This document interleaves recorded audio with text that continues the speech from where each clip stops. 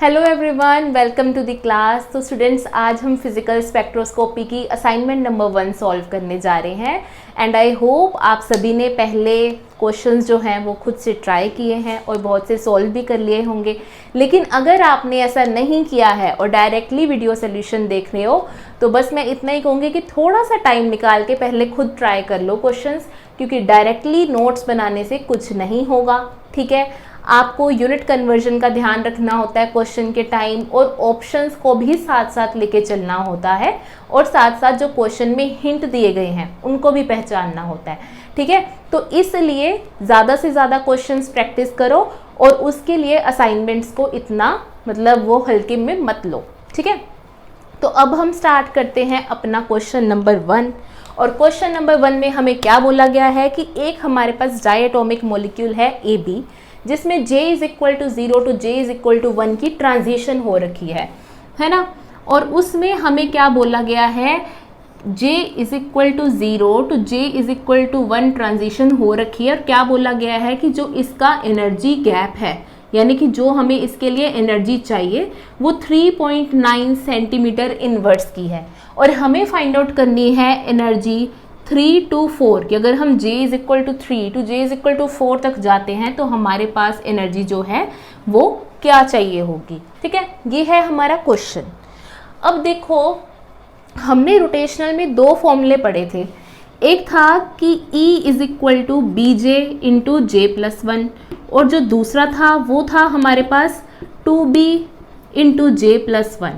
ये 2 फॉर्मूले थे। अब ये फॉर्मूला उसके लिए था जब हमें एक पर्टिकुलर एनर्जी लेवल में एनर्जी बतानी है ना, तब हम ये वाला फॉर्मूला यूज़ करते थे। और जब हमें इन दोनों का डिफरेंस बताना है या हमें बताना है कि कितनी एनर्जी चाहिए होगी कि वो नीचे से ऊपर वाले लेवल में जाए, तब हमारे पास डेल्टा E वाला फॉर्मूला लगता था। और ये वाला फॉर्मूला हमने यहीं से डिड्यूस किया था, EJ + 1 - EJ करके। ठीक है, तो अब हम ये वाला फॉर्मूला लगाएंगे, ये तो फाइनलाइज्ड है। ठीक है, तो डेल्टा E 0 to 1 हमें क्या दिया गया है, 3.9 सेंटीमीटर इनवर्स। और अगर इस फॉर्मूले के अकॉर्डिंग लिखें तो 2B 0 + 1 आएगा। अब आप सोचोगे कि यहाँ पे 0 क्यों आया, तब स्टूडेंट्स यहाँ पे हमेशा J हम वो लेते हैं जहाँ से ट्रांजिशन स्टार्ट हो रही होती है। ठीक है, तो यहाँ से हमारी जो ट्रांजिशन थी वो 0 लेवल यानी कि ग्राउंड स्टेट से स्टार्ट हो रही थी, तो हमने यहाँ पे J = 0 लिया। ठीक है, अब इसको सोल्व करो ज़रा। 3.9 सेंटीमीटर इनवर्स = 2B, तो यहाँ से हमारे पास 2B की वैल्यू जो है वो ये आ गई। अब फाइंड आउट क्या करना है, 3 to 4 का एनर्जी गैप। तो इसको अगर इस वाले फॉर्मूले के अकॉर्डिंग लिखें तो हमारे पास क्या आता है, डेल्टा E 3 to 4 = 2B 3 + 1। 3 क्यों आया, क्योंकि 3 से ट्रांजिशन स्टार्ट हो रही है। तो इसको भी क्या लिखेंगे, 2B × 4। 2B की वैल्यू हमने फाइंड आउट की, क्या थी, 3.9 सेंटीमीटर इनवर्स। तो यहाँ पे 3.9 फिल करो और यहाँ पे 4, और आपका आ जाएगा आंसर। और आंसर कितना आएगा, 3.9 को 4 से मल्टीप्लाई किया तो 15.6 सेंटीमीटर इनवर्स। और देखो ज़रा ये आपकी कौन सी ऑप्शन बन रही है, ऑप्शन नंबर आपकी है ये D। तो ये हमारी D ऑप्शन जो है वो इसका आंसर है। तो बस इतना सा ही ध्यान रखना था, हमें ये 2 फॉर्मूलेस पता होने चाहिए और ये पता होना चाहिए कि कौन सा फॉर्मूला कहाँ पे लगता है। ये वाला फॉर्मूला यहाँ पे लगा दोगे फिर तो गड़बड़ हो जाएगी। ठीक है, तो इस चीज़ का ध्यान रखना है और स्टेटमेंट को ध्यान से पढ़ना है और उसके बाद सॉल्व। ठीक है, अब आ जाओ सेकंड वाले क्वेश्चन के ऊपर। और सेकंड क्वेश्चन हमारे पास क्या है, the CO bond length is 120 picometre in carbon dioxide. तो कार्बन और ऑक्सीजन की हमें बॉन्ड लेंथ दी गई है कार्बन डाइऑक्साइड के मॉलिक्यूल में, और क्या बोला है कि हमें मोमेंट ऑफ इनर्शिया बताना है कि कितना होगा कार्बन डाइऑक्साइड का, यही है। तो हमारे पास दिया बेसिकली क्या हुआ है, हमारे पास मास ऑफ कार्बन दिया गया है, वो कितना है, 1.9 × 10⁻⁻27 किलोग्राम। और मास ऑफ ऑक्सीजन कितना दिया गया है हमारे पास, 2.5 × 10⁻⁻27 किलोग्राम। और CO बॉन्ड लेंथ कितनी दी गई है, 120 पिकोमीटर। ठीक है, ये हमारे पास है। और पूछा क्या है, moment of inertia. Moment of inertia जब हम बात करते हैं तब हमारे सामने जो है वो पहले बात आती है सेंटर ऑफ मास की। तो सेंटर ऑफ मास क्या होता है, आपने शायद 11th-12th में भी पढ़ा होगा फिजिक्स में। तो उसमें क्या था कि देखिए जैसे ये है हमारे पास जस्टर और ये है मार्कर, है ना। तो मैंने इसको यहाँ पे रखा तो ये इस तरीके से गिर जाएगा, और अगर मैंने इसको ऐसे रखा तो ये इधर गिर जाएगा। इसका मतलब ये तो कहीं बैलेंस हो ही नहीं रहा है ना। लेकिन अगर मैं इसको ऐसे सेंटर में रख दूं तो देखो ये मार्कर स्टेबल हो गया। अब ये स्टेबल क्यों है, ये मार्कर स्टेबल इसलिए है क्योंकि जो इसका सेंटर ऑफ मास है इसके ही सेंटर में लाई कर रहा है। ठीक है, जब हमारे पास कोई ऐसी चीज़ हो जो कि जिसके दोनों एंड्स जो हैं वो सेम है तो उसका सेंटर ऑफ मास हमेशा ही सेंटर में लाई करता है। ठीक है, तो हमारे पास दो केसेस होते हैं, यहाँ पे साइड में लिख लो अगर नहीं पता था। देखो हमारे पास ये दो केसेस हैं, जैसे यहाँ पे कार्बन डाइऑक्साइड की भी मैं बात करूँगी कि ये दोनों जो हैं साइड्स हमारे पास सेम है, दोनों की जो मासेस हैं वो भी सेम है क्योंकि ऑक्सीजन है। ठीक है, तो इसका जो सेंटर ऑफ मास है वो यहाँ पे लाई करेगा। और यही कहीं अगर मेरे पास जो मॉलिक्यूल है वो ये वाला होता, जैसे कि HCl, या फिजिक्स का कोई भी आप ऑब्जेक्ट ले सकते हो, आपके सामने कोई भी ऐसा ऑब्जेक्ट है जिसकी ये दोनों सिरे जो हैं वो अलग है, तो सेंटर ऑफ मास कहाँ पे लाई करेगा, वो यहाँ पे लाई करेगा जहाँ पे हैवियर एटम होगा। मतलब कि अगर एक आपके पास कोई डंडा है और एक साइड उसके कोई अपने बॉल वगैरह लगा दी है ना, तो जब उसको कहीं पे टिकाने की करोगे तो जो मतलब किसी डस्टर के ऊपर ही चलो मतलब कि टिकाने की बात करोगे तो जहाँ पे उसका सेंटर ऑफ मास होगा वो वहीं पे बैलेंस होगा। अगर यहीं कहीं उस डंडे के दोनों सिरे जो हैं वो बिल्कुल सेम होते तो फिर वो बिल्कुल एग्जैक्टली सेंटर पे बैलेंस होता। ठीक है, तो ये चीज़ नोटिस करनी होती है और ये हमारा सेंटर ऑफ मास का कंसेप्ट था। तो अब आइए यहाँ पे, अब आपने ये भी चीज़ देखी होगी कि हमारे पास एक M1 होता है, एक होता है हमारे पास M2 जब हम सेंटर ऑफ मास की बात करते हैं। ये सेंटर ऑफ मास कहीं पे भी लाई कर सकता है according to the weight of the surrounding atoms. ठीक है, तो अब देखो, अब यहाँ पे हमारे पास इनर्शिया का फॉर्मूला क्या होता है, सिग्मा mi/ri स्क्वायर। तो यहाँ पे हम ये लिख सकते हैं m1r1 square plus m2r2 square. और in the case of carbon dioxide हमारे पास m1 दोनों सेम है और सेंटर ऑफ मास भी सेंटर में ही लाई कर रहा है। तो यहाँ पे इसका जो डिस्टेंस है वो इसके डिस्टेंस के बिल्कुल बराबर होगा, यानी r1 होगा। तो इसको हम क्या लिख सकते हैं, m1 = m2 और r1 = r2। m1r1 square plus m1r1 square, तो हमारे पास जो फॉर्मूला है वो आ गया 2m1r1 स्क्वायर। अब हमें क्वेश्चन में क्या क्या प्रोवाइडेड है, हमें प्रोवाइडेड है कार्बन और ऑक्सीजन की बॉन्ड लेंथ। तो ये तो वही हो गया ना, हमारे पास रेडियस प्रोवाइडेड है, कार्बन और ऑक्सीजन का प्रोवाइडेड है, तो यहाँ भी उसकी वैल्यू भर दो। अब यहाँ पे दिक्कत जो आपको आ सकती है वो मासेस की आ सकती है, क्योंकि हमारे पास एग्जामिनर ने जानबूझ के मास ऑफ कार्बन भी दिया और मास ऑफ ऑक्सीजन भी दिया, ये कंसेप्ट चेक करने के लिए कि क्या हमें पता है कि हम जो मास है वो हमेशा सराउंडिंग एटम्स का लेते हैं। तो देखो यहाँ पे सराउंडिंग एटम्स का लेंगे, ऑक्सीजन का, कार्बन का नहीं लेंगे। इस चीज़ का बस आपको ध्यान रखना था। तो यहाँ पे जो मास है वो ऑक्सीजन का ऐड करेंगे, कार्बन का नहीं करेंगे। 1.9 × 10⁻⁻27 किलोग्राम और R1 जो है वो यहाँ पे 120 पिकोमीटर। अब ऑप्शंस ध्यान से देखो, तो ऑप्शंस आपको किलोग्राम मीटर स्क्वायर में दी हुई हैं, ठीक है, पिकोमीटर में नहीं दी गई। अगर पिकोमीटर में होती तो हम यहीं से डायरेक्टली सॉल्व कर लेते और हमारे पास जो यूनिट्स आती वो हमारे पास आती किलोग्राम पिकोमीटर स्क्वायर। लेकिन अब जो हमारे पास यूनिट्स हैं जो कि ऑप्शंस में दी गई हैं वो है हमारे पास किलोग्राम मीटर स्क्वायर में, तो इसका मतलब हमें यहाँ पे यूनिट कन्वर्जन लगानी पड़ेगी। ठीक है, तो 1 पिकोमीटर किसके बराबर होता है, 1 पिकोमीटर = 10⁻⁻12 मीटर। और अगर हम इसका स्क्वायर कर देंगे तो इसका भी स्क्वायर हो जाएगा, यही होगा ना। तो यहाँ पे क्या वैल्यू आ जाएगी, 10⁻24 मीटर स्क्वायर। तो इसके बीच में आपने क्या काम करना है, पिकोमीटर को हटा के, ठीक है, पिकोमीटर को हटा के आप क्या लगाओगे, देखो यहाँ पे इसका स्क्वायर आएगा ना, क्योंकि R1 स्क्वायर है, तो पिकोमीटर स्क्वायर की वैल्यू डालो यहाँ पे 10⁻24 मीटर स्क्वायर। तो अब इसको सॉल्व कर लो, आपके पास आंसर आ जाएगा।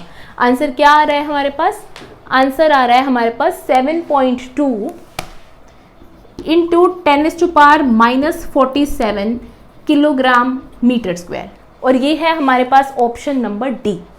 ठीक है, तो इसके हमारे पास डी ऑप्शन है। बस इस चीज़ का ध्यान रखना कि हमें जो मासेस हैं वो कौन से वाले पुट करने हैं, प्लस हमें यूनिट कन्वर्जन का भी ध्यान रखना है यहाँ पे कि हमारे पास जो दिया हुआ था वो पिकोमीटर में था और हमें क्या फाइंड आउट करना है, मीटर में। ठीक है, तो यहाँ पे फंस सकते थे, और बाकी अगर HCl वाला आ जाता तो फिर उसके लिए हमारे पास फॉर्मूला अलग होता, उसके लिए हम ये वाला फॉर्मूला ना लगाते। उसमें क्या होता है, μr0², उसमें रिड्यूस्ड मास आता। ठीक है ना, तो वो अलग केस है। लेकिन यहाँ पे हमारे पास सिग्मा mi/r² वाला फॉर्मूला लगना था। अब आ जाओ सेकंड, नहीं सेकंड तो हमने कर लिया, अब आ जाओ थर्ड क्वेश्चन पे। और थर्ड क्वेश्चन है हमारे पास सिमेट्रिक रोटर का। अच्छा, तो सिमेट्रिक रोटर को पढ़ने से पहले आपको ये तीन चीज़ें तो पता होंगी कि सिमेट्रिक, एसिमेट्रिक और हमारे पास क्या होता है, स्फेरिकल। तो यहाँ पे लिख लो ज़रा अगर नहीं पता तो, सिमेट्रिक, एसिमेट्रिक और स्फेरिकल। ठीक है, तो सिमेट्रिक में हम क्या करते होते हैं, हमारे पास n should be greater than equal to 3 चाहिए होता है। जैसे कि हम पॉइंट ग्रुप्स निकालते हैं तो पॉइंट ग्रुप्स में हमारे पास Cn, Dn इस तरीके से n लगा होता है ना नीचे, तो यहाँ पे हमारे पास जो n है वो ग्रेटर देन इक्वल टू 3 चाहिए होता है। एसिमेट्रिक में हमारे पास n should be smaller than equal to 2, लेकिन इसमें एक एक्सेप्शन होती है और वो एक्सेप्शन होती है एलीन की। ठीक है, एलीन का D to D होता है, लेकिन वो एसिमेट्रिक रोटर नहीं होता, इस चीज़ का ध्यान रखना है। और स्फेरिकल में हमारे पास सभी आते हैं, लेकिन परफेक्ट टेट्राहेड्रल, सॉरी हाँ सभी नहीं आते, सिर्फ परफेक्ट टेट्राहेड्रल और परफेक्ट ऑक्टाहेड्रल वाले को ही हम स्फेरिकल मानते हैं, बाकी किसी को हम नहीं मानते। अब हमारे पास जो है वो बेसिकली 4 ऑप्शंस दी गई हैं और हमें बताना है कि इसमें से सिमेट्रिक कौन सा है। तो 4 ऑप्शंस कौन कौन सी है हमारे पास, CH4, ठीक है, CH4 है, CH3Cl है, CH2Cl2 है, और हमारे पास चौथी ऑप्शन है CCl4। तो अब ऊपर वाली जो दी गई कंडीशंस हैं उससे ज़रा देखो कि इसमें से सिमेट्रिक कौन सा होगा। आपके सामने 3 कंडीशंस लिखी है, अब ज़रा ट्राई करो अपनी नोटबुक में साथ साथ। तो देखो ये हमारे पास क्या है, दोनों की अगर हम बात करें परफेक्ट टेट्राहेड्रल, और अगर है हमारे पास परफेक्ट टेट्राहेड्रल तो इसका मतलब हुआ कि ये स्फेरिकल हुए। स्फेरिकल हुए मतलब कि सिमेट्रिक नहीं है ना, सिमेट्रिक नहीं है ये, तो इसलिए हमारे पास ये भी ऑप्शन गई और ये भी ऑप्शन गई। 2 ऑप्शंस तो हमारे पास पहले ही एलिमिनेट होगी। अब हमारे पास अगली आई 2 ऑप्शंस, दैट इज CH3Cl और CH2Cl2।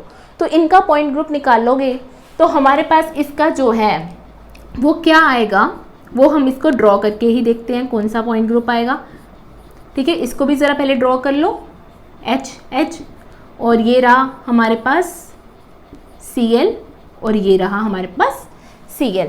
ठीक है, तो अब इसको ड्रॉ करके हमने देख लिया। अब इसका पॉइंट ग्रुप सोचो इसका क्या होगा। यहाँ पे हमारी C3 एक्सिस पास कर रही है, CH से C3 एक्सिस पास करेगी और जो है तीनों Cl जो है वो घूमेंगे, जैसे कि एमोनिया में होता था। एमोनिया में हमारे पास लोन पेयर और नाइट्रोजन में से इस तरीके से एक्सिस होती थी और इसके जो 3 सिरे होते थे वो घूमते थे 120 डिग्री एंगल के ऊपर, इसलिए हम बोलते थे उसमें C3 एक्सिस है। और जो सिग्मा वी एक्सिस है वो कैसे आती थी, क्लोरीन, कार्बन और हाइड्रोजन में से, एक्सिस बोल रही हूँ sigma V plane, chlorine, carbon और हाइड्रोजन में से अगर हम प्लेन पास करवाते हैं तो ये जो 2 क्लोरीन्स हैं, जैसे कि जस्ट सपोज ये मैं 3 क्लोरीन मान रही हूँ, तो फर्स्ट क्लोरीन, कार्बन और हाइड्रोजन में से जब मैंने प्लेन पास आउट करवाया तो ये 2 और 3 जो हैं ये दोनों एक दूसरे को रिफ्लेक्ट करेंगे।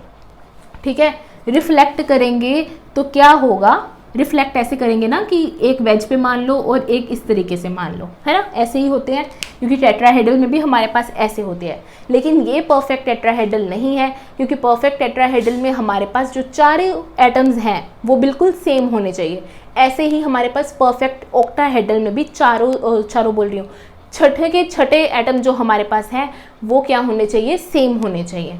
ठीक है, तो अब क्या है, 1 2 3, तो यहाँ से प्लेन लगाया, 2 और 3 जो है वो एक दूसरे को रिफ्लेक्ट कर रहा है। इस तरह अगर 2 C और हाइड्रोजन में से अगर मैं एक प्लेन डलवा रही हूँ तो 1 और 3 जो है वो एक दूसरे को रिफ्लेक्ट करेंगी। तो हमारे पास एक C3 आ गई और 3 सिग्मा V's आ गए, यानी कि हम इसको C3V पॉइंट ग्रुप बोल सकते हैं। और अगर इसका फाइंड आउट करें तो इसमें हमारे पास एक C2 एक्सिस है और हमारे पास क्या है, 2 सिग्मा V प्लेन्स हैं, तो इसका जो पॉइंट ग्रुप है वो हमारे पास C2V आ गया। अगर इतना मतलब बढ़ा चढ़ा के नहीं सॉल्व करना है तो आप डायरेक्टली कंपेयर कर सकते हो कि इसको NH3 से कंपेयर कर लो कि जैसे NH3 में 3 एटम सेम होते हैं और एक अलग होता है, तो उसका पॉइंट ग्रुप क्या होता है, C3V। और अगर हम वाटर की बात करें तो वाटर में हमारे पास 2 हाइड्रोजन होते हैं और 2 लोन पेयर्स होते हैं, तो यहाँ पे भी ऐसे हैं कि 2 एटम्स एक जैसे और 2 एटम्स एक जैसे, तो इसका जो पॉइंट ग्रुप है वो C2V हो गया। ठीक है, तो इस तरीके से हमने क्या फाइंड आउट किया कि यहाँ पे जो है, ठीक है, हमारे पास जो सिमेट्री की कंडीशन थी वो था n ग्रेटर देन या फिर इक्वल टू 3, तो यहाँ पे तो वो चीज़ फॉलो हो रही है, इसका मतलब ये तो हमारे पास सिमेट्रिक है। लेकिन अगर क्वेश्चन आपका MSQ टाइप होता तो फिर आप आगे भी चेक करते, और यहाँ पे हमारे पास 2 है यानी कि ये एसिमेट्रिक है, तो हमारे पास ये ऑप्शन भी नहीं है, तो हम सिर्फ C3V ही लेंगे। C3V जो है वो बेसिकली एक सिमेट्रिक रोटर है, तो आपके पास जो B ऑप्शन है वो आ गई। अब let us move on the fourth question. तो फोर्थ क्वेश्चन है आपके पास, calculate the Jmax for rigid diatomic molecule when rotational constant value is 1.566 centimetre inverse at 300 kelvin. तो हमें Jmax के बारे में बताना है कि Jmax क्या होगा, और हमें B की वैल्यू और टेम्परेचर की वैल्यू जो है वो दी गई है। तो Jmax बेसिकली होता क्या है, Jmax को समझने के लिए सबसे पहले हमें सिलेक्शन रूल के बारे में पता होना चाहिए। तो रोटेशनल स्पेक्ट्रोस्कोपी की जब हम बात करते हैं तब हमारे पास ये होते हैं रोटेशनल लेवल्स, और हम क्या बोलते हैं कि ये रहा J = 0, J = 1, J = 2 और J = 3। तो यहाँ से यहाँ तक, यहाँ से यहाँ तक, यहाँ से यहाँ तक जो ट्रांजिशन है वो अलाउ होगी। क्यों होगी, क्योंकि हमारे पास डेल्टा J = +-1 सिलेक्शन रूल होता है। तो इसका मतलब ये हुआ कि जो मेरे पास ये फर्स्ट ट्रांजिशन है, ये सेकंड ट्रांजिशन है और ये थर्ड ट्रांजिशन है, ये तीनों क्या हुई, इक्वली प्रोबेबल हुई, है ना। तीनों की जो प्रोबेबिलिटी है कि ये होंगी वो तो सेम ही रहेगी। क्यों, क्योंकि इनकी जो सिलेक्शन रूल है वो फॉलो हो रही है ना। तो इसलिए ये जो सब हैं ये भी इक्वली प्रोबेबल, ये भी इक्वली प्रोबेबल, तीनों की सेम। लेकिन जब हम स्पेक्ट्रा नोटिस करते हैं तो हमें दिखता है कि इनकी इंटेंसिटीज़ में जो है वो फ़र्क आ रहा है। ठीक है, कोई हमको बहुत ज़्यादा इंटेंस दिखती है और कोई हमें कम इंटेंस दिखती है। तो उसका रीज़न क्या है, उसका रीज़न है पॉपुलेशन। क्योंकि हमने ये स्टैटिस्टिकल में पढ़ा होगा, और आप सभी ने अगर BSc नॉन मेडिकल बैकग्राउंड से आए हो तो फिज़िक्स में भी ये चीज़ देखी होगी कि जो पॉपुलेशन है उसके ऊपर जो है वो हमारी इंटेंसिटी डिपेंड करती है। ठीक है, तो जितनी ज़्यादा पॉपुलेशन है उतनी ही ज़्यादा इंटेंसिटी होती है। अब देखो, ज़्यादातर जो मॉलिक्यूल्स हैं, ठीक है, वो हमारे किस में होंगे, ग्राउंड स्टेट में होंगे। तो ग्राउंड स्टेट से पहले वाली स्टेट में जाना सबके लिए ही पॉसिबल है अगर उनको उतनी एनर्जी मिल जाती है। तो इतने लेवल की एनर्जी तो बहुत सारे मॉलिक्यूल्स को मिल जाएगी, और बहुत सारे मॉलिक्यूल्स यहाँ पे ऑलरेडी प्रेजेंट भी हैं, है ना। बहुत सारे मॉलिक्यूल्स यहाँ पे प्रेजेंट है। अब ऊपर कुछ मॉलिक्यूल्स ही जा पाएंगे जिनको एनर्जी मिली। तो मान लीजिए हमारे पास ये 4 मॉलिक्यूल्स गई इन 6 में से। ठीक है, अब यहाँ से ऊपर जाने के लिए अगेन हमें एक सर्टेन अमाउंट ऑफ एनर्जी चाहिए। तो मान लीजिए आपको कि सिर्फ 2 मॉलिक्यूल्स को एनर्जी मिली और वो ऊपर चले गए, और आगे सिर्फ एक को ही मिली इसमें से और वो ऊपर चला गया। तो इस तरीके से क्या हो रहा है कि हमारे पास एक रिलेटिव डिफरेंस आ रहा है पॉपुलेशन में, यहाँ पे ज़्यादा है तो यहाँ पे कम है। तो इसी तरीके से कुछ भी इनमें जो पॉपुलेशन का है वो हो सकता है वेरिएशन, वो डिपेंड करता है कि हमारे जो रिएक्शन मिक्सचर की कंडीशंस क्या है, किसके अकॉर्डिंगली कौन सी वाली स्टेट में ज़्यादातर हमारा जो मॉलिक्यूल है वो रिलाई कर रहा है। ठीक है, तो इस तरीके से हमारे पास अब बेसिक कंसेप्ट क्या आया कि जो पॉपुलेशन है उसके ऊपर डिपेंड करती है हमारी इंटेंसिटी, या इंटेंसिटी जो है वो पॉपुलेशन के ऊपर डिपेंड करती है। ठीक है, तो अब क्या है कि जब हमने स्पेक्ट्रा लिया तो जब हमारे बहुत से मॉलिक्यूल, देखो सबसे पहले एक मॉलिक्यूल ने रिसीव की एनर्जी और वो ऊपर चला गया तो स्पेक्ट्रा में हमारे पास पीक आ गई। अब उसी लेवल से मान लीजिए J इज इक्वल टू 0 से ही J इज इक्वल टू 1 पे किसी ने जो ट्रांजिशन जो थी वो शो की, तो वो थोड़ी सी वहीं पे ही थोड़ी सी बोल्ड सी दिख जाएगी हमें। अब जब इसी तरीके से बहुत सारे मॉलिक्यूल्स जो हैं उस वाले लेवल से ऊपर जा रहे हैं, ठीक है, तो हमारे पास जो है वो बहुत ज़्यादा जो है बोल्ड होती जाएगी, उसकी इंटेंसिटी जो है वो बहुत ज़्यादा हो जाएगी। और इसी तरीके से जो बाकी लेवल्स हैं, मान लीजिए अभी ये जो 4 है ना, इन चारों ने की तो ये 4 बार यहाँ पे बनेगी और ये इससे कम होगी, 6 वालों से तो कम ही होगी ना इंटेंसिटी इसकी। तो इस तरीके से हमारे पास पूरे स्पेक्ट्रा में एक वैल्यू ऐसे होती है जो कि हमें सबसे ज़्यादा इंटेंसिटी शो करती है, और स्टूडेंट्स उसको क्या बोलते हैं, उस वैल्यू को हम बोल देते हैं J max. And J max ज़रूरी नहीं है वो ग्राउंड स्टेट हो, वो कोई भी स्टेट हो सकती है, वो हम फॉर्मूला से फाइंड आउट करते हैं। और उसके लिए हमारे पास फॉर्मूला कौन सा होता है, उसके लिए फॉर्मूला ज़रा नोट करो, J max is equal to root of KBT divided by 2BHC minus half. ठीक है, तो इस J मैक्स को फाइंड आउट करने के लिए हम अपने आप नहीं मान सकते कि वो हमेशा ग्राउंड स्टेट होगी, वो कुछ भी हो सकता है डिपेंडिंग अपॉन द कंडीशंस। तो उसके लिए हमारे पास ये वाला फॉर्मूला है, ये वाले जो फैक्टर्स हैं वो काउंट होते हैं। ठीक है, और अब अगर हम इसकी यूनिट्स की बात करें, ठीक है, अगर इसकी यूनिट्स की बात करें कि ये किस तरीके से होंगी, तो आप देखो यहाँ से अभी 1/2 माइनस हो रहा है, और हमें पता है कि अगर यहाँ से 1/2 माइनस हो रहा है और ये एक डायमेंशनलेस नंबर है, तो डेफिनेटली ये भी जो है वो एक डायमेंशनलेस नंबर होगा ना। डायमेंशनलेस नंबर इसलिए होगा क्योंकि देखो अगर हम किलोग्राम से किलोग्राम को माइनस करते हैं, मीटर में से हम मीटर को ही माइनस कर सकते हैं, तो इसी तरीके से अगर ये डायमेंशनलेस है तो डायमेंशनलेस में से डायमेंशनलेस क्वांटिटी ही माइनस करोगे, है ना। इसलिए अब हम देखते हैं कि ये कैसे डायमेंशनलेस हुआ। तो देखो KBT था, KBT हमारे पास इसकी वैल्यू क्या होती है, KB हमारे पास बोल्ट्जमैन कांस्टेंट होता है, हाँ, और इसकी वैल्यू होती है हमारे पास 1.38 इंटू 10⁻⁻23 जूल पर केल्विन। ठीक है, और अगर इनकेस आपको इसकी यूनिट में कोई कंफ्यूजन हो जाए तो मेरे पास एक मेथड है इसको याद कराने के लिए। देखो KB को एक्चुअली हम R/NA ये होता है, और इसको कैलकुलेट करके ही हमारे पास ये वाली वैल्यू जो है वो आती है। सॉरी, यहाँ पे 2.3 नहीं होता, यहाँ पे 2.7 होता है, थोड़ी सी करेक्शन कर लो।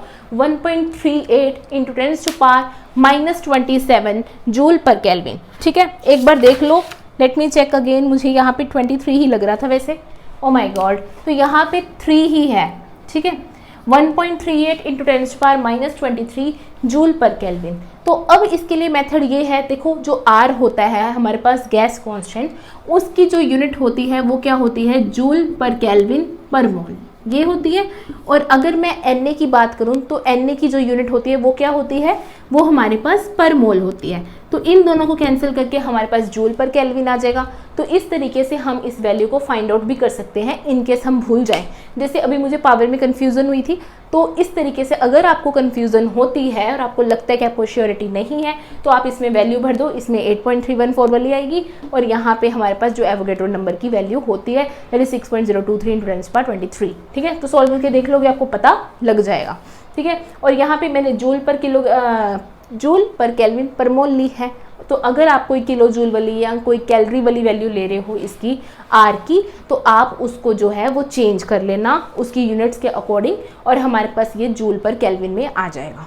ठीक है, तो अभी यहाँ पे आप इसकी यूनिट्स ज़रा डालो, तो यहाँ पे जूल पर केल्विन आया, और जो टेम्परेचर था उसकी क्या यूनिट होती है, केल्विन। अगर डिग्री सेल्सियस में है तो उसको केल्विन में चेंज कर लो, और जो B होता है वो जनरली हमें सेंटीमीटर इनवर्स में दिया होता है।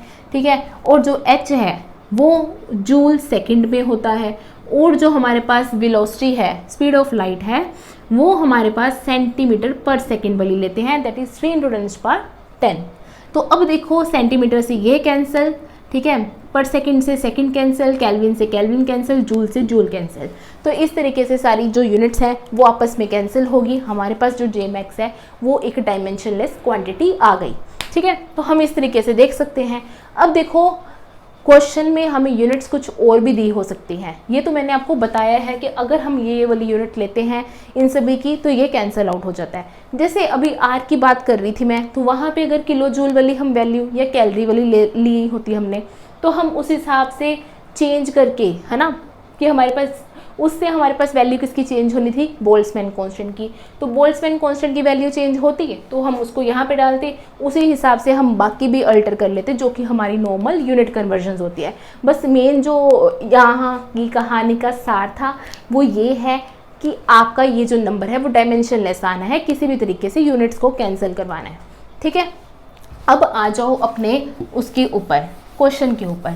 और क्वेश्चन में हमें दी गई है बी की वैल्यू और बाकी वैल्यूज़ हमने देखी ही हैं। बाकी वैल्यूज़ हमने देखी हैं।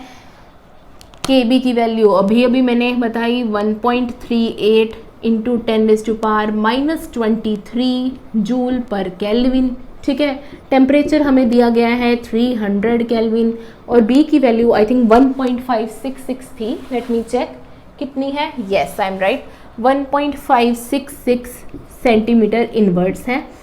और h की वैल्यू हमें पता है 6.626 इंटू 10⁻⁻34 जूल सेकेंड। ओके, ये सब वैल्यूज़ इसमें पुट करो। यूनिट्स बैलेंस करनी मैंने आपको बता दी है और आपके पास इसका जो आंसर है वो आ जाएगा। और वो आंसर कितना है हमारे पास 7.65। ठीक है, इसका जो आंसर है वो हमारे पास 7.65 है। इस वाली पावर को ध्यान में रखना क्योंकि इसमें मुझे अभी कन्फ्यूज़न होगी, मैं तो नहीं भूलने वाली क्योंकि मैंने अभी यहाँ पे बोर्ड पे ऊपर गलती की है तो मुझे हमेशा याद रहने वाला है। तो इसी तरीके से मैं बोलती हूँ, जब तक हम अपने हाथ से कोई चीज़ लिखते नहीं है ना तब तक, है ना, हमें पता नहीं चलेगा हम कहाँ पे गलती कर रहे हैं। तो ऐसी वाली चीज़ें कभी कभार गलत हो जाती हैं, तो इनके लिए हमें प्रैक्टिस ही चाहिए होती है ज़्यादा से ज़्यादा। ठीक है, तो बस इसको कर लो और आपके पास जे मैक्स की वैल्यू आ जाएगी। जे मैक्स का कंसेप्ट मैंने बता दिया है। तो अब आ जाओ क्वेश्चन नंबर 5 पे। तो क्वेश्चन नंबर 5 में हमें क्या बोला गया है कि कौन सा मॉलिक्यूल है जो कि रोटेशनल स्पेक्ट्रम जो है वो शो नहीं करता। तो स्टूडेंट्स, रोटेशनल स्पेक्ट्रम शो करने के लिए हमारे पास क्या कंडीशन होती है या क्या होना चाहिए।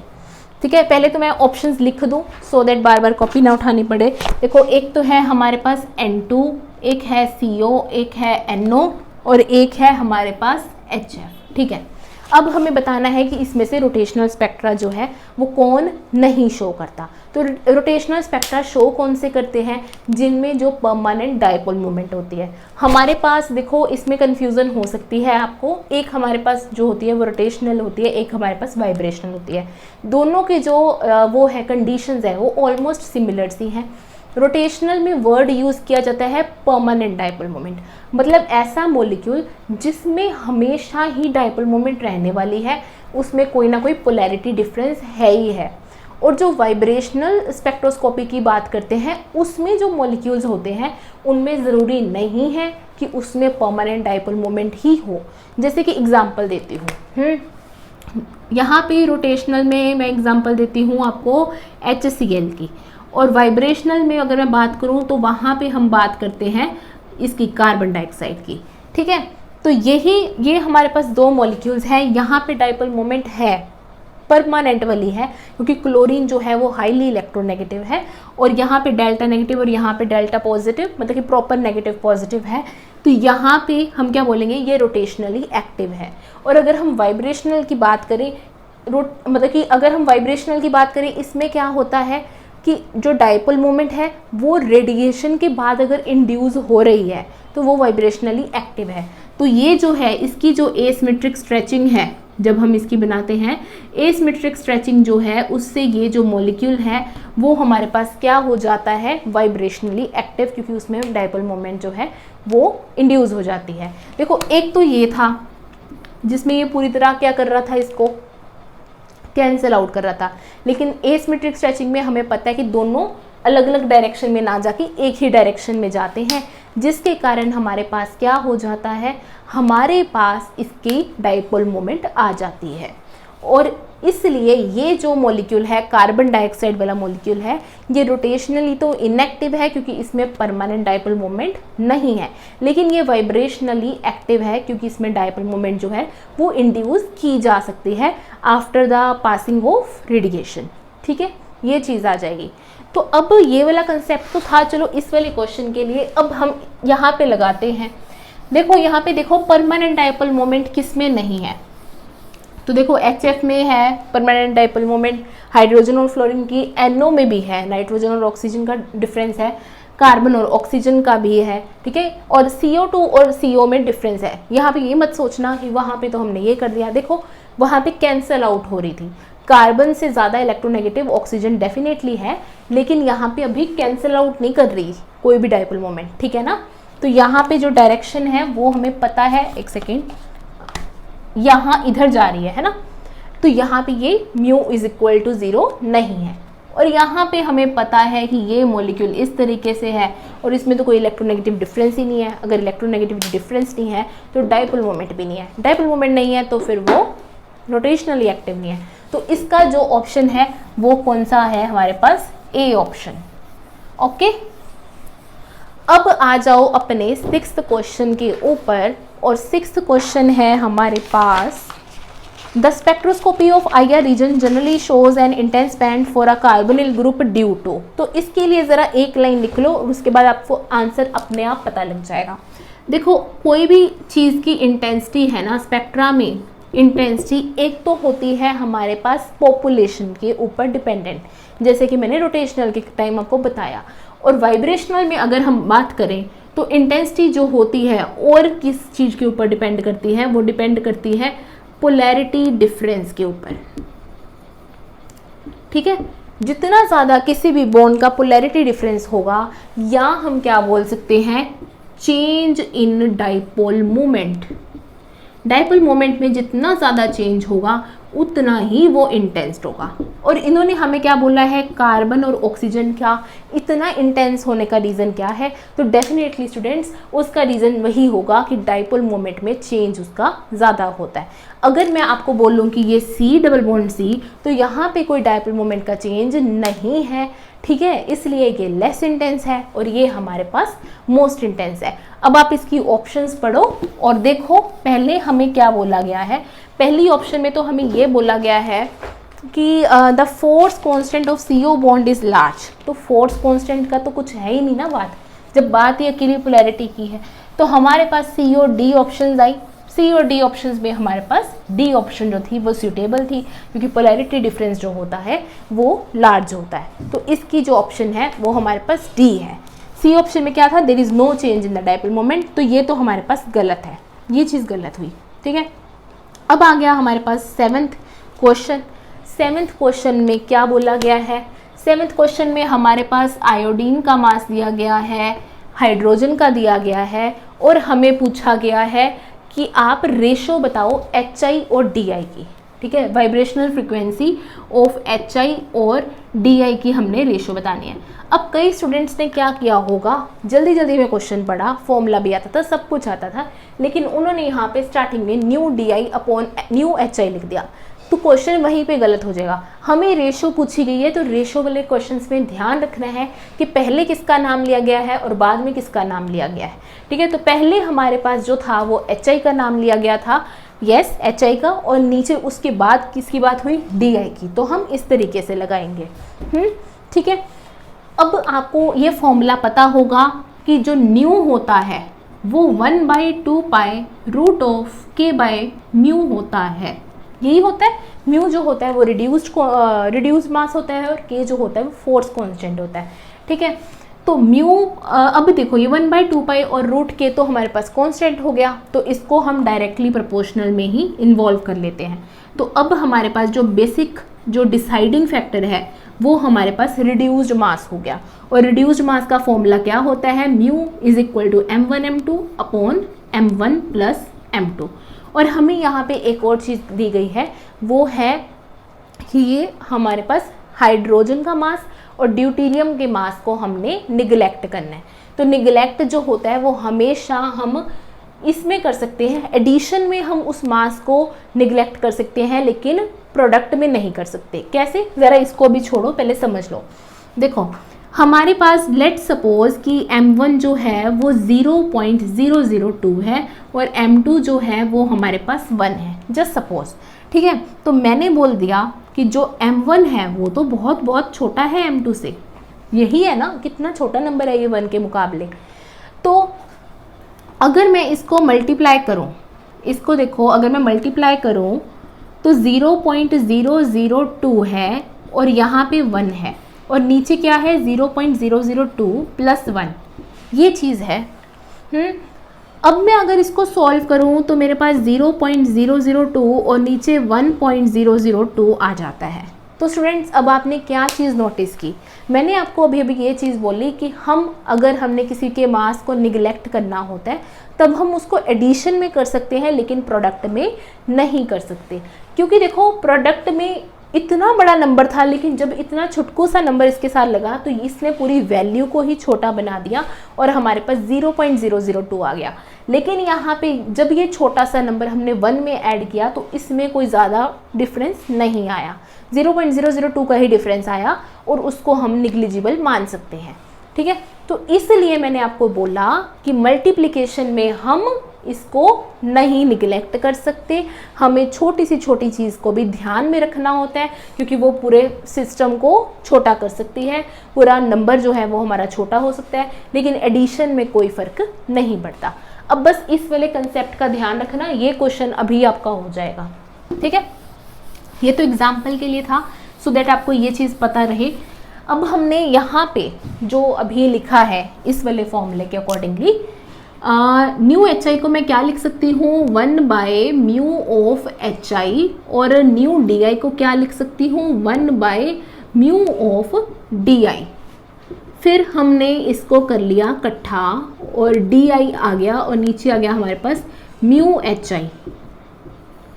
म्यू डी आई की क्या वैल्यू होगी, m1 m2 upon m1 plus m2, यानी md mi upon md plus mi, और नीचे क्या आया हमारे पास mh mi upon mh plus mi।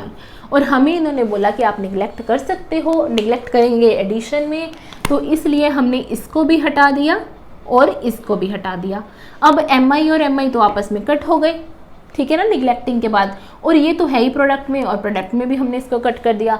तो अब बचा क्या, md अपॉन mh, और मास ऑफ ड्यूटेरियम हमें दिया भी हुआ है, और वैसे हमें पता भी है कि ये हाइड्रोजन का ही आइसोटोप होता है, तो अगर इसका मास जो है वो 2 है तो हाइड्रोजन का जो है वो 1 है, तो हमारे पास √2 जो है वो इसका आंसर आ गया। अब देखो, अगर आपने यहीं पे गलती कर दी होती, new D I upon new H I कर देते, तो आपको सब कुछ, सारे कंसेप्ट्स, वो छोटे वाला भी कि कहाँ पे निगलेक्ट करना है, कहाँ पे नहीं करना, और क्या वैल्यू है, सब कुछ आने के बावजूद भी आपका गलत हो जाता। तो इसीलिए मैं बोलती हूँ कि प्रैक्टिस इज़ मस्ट, ठीक है।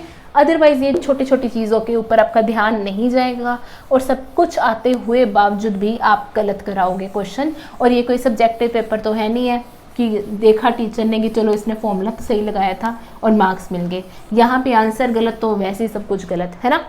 तो लेट अस मूव ऑन अगले वाला क्वेश्चन, और ये है of the vibrational modes given below IR active.